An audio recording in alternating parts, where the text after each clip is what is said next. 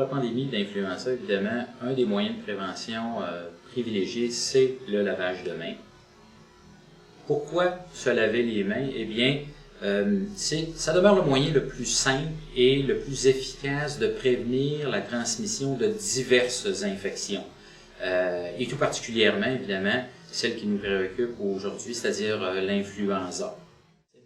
Une question qui est souvent évoquée est celle de dire « quand se lave-t-on les mains ?» Bien évidemment, on va se laver les mains de façon bien évidente lorsqu'elles sont visiblement sales.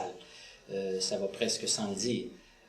On va également, par contre, se laver les mains après avoir éternué ou toussé ou encore s'être mouché. Ce sera particulièrement important, évidemment en présence de l'influenza, donc d'avoir ce réflexe-là de se laver les mains après éternuement, toux ou encore s'être mouché. On va également se laver les mains après être allé à la toilette. On devra également y penser avant de manger, de boire ou de préparer des repas. Puis également, on ajoutera également qu'il faudrait le faire après avoir apprêté les repas. On aura également le réflexe de se laver les mains, puisque souvent, ce sera une occasion de porter ses mains à sa bouche avant de fumer. Et également, puisque à d'autres occasions, on portera nos mains à nos yeux, lorsqu'on enlèvera ou mettra les verres de contact, parce que là, on aura également un risque de s'auto-inoculer du virus de l'influenza au niveau de la muqueuse oculaire. Donc, on aura le souci de se laver les mains à ces occasions-là. Une autre question, évidemment, qui est toujours importante, c'est avec quoi se laver les mains. Bien, ce sera ce qu'il y a à peu près de plus simple, avec bien sûr de l'eau et du savon. Voyons donc maintenant les étapes pour obtenir un bon lavage de mains. D'abord, on pourra enlever, lorsque c'est possible, bagues et bijoux. Si c'est impossible, bien on enchaînera tout simplement avec les étapes que je vais énumérer.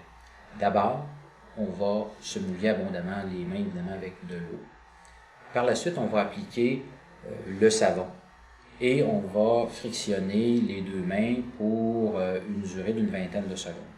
On suggère même de compter mentalement ces 20 secondes-là pour être sûr d'obtenir une durée qui va nous fournir un lavage de mains efficace. On aura également la préoccupation à cette étape de s'intéresser à toutes les surfaces de la main, c'est-à-dire il y en a quelques-unes qu'on a tendance parfois à négliger. Et là, je parle de la base du pouce, je parle également des espaces entre les doigts, du dos de la main également. On ajoutera aussi une attention particulière aux ongles qu'on frictionnera à l'intérieur de la paume de chacune de nos mains.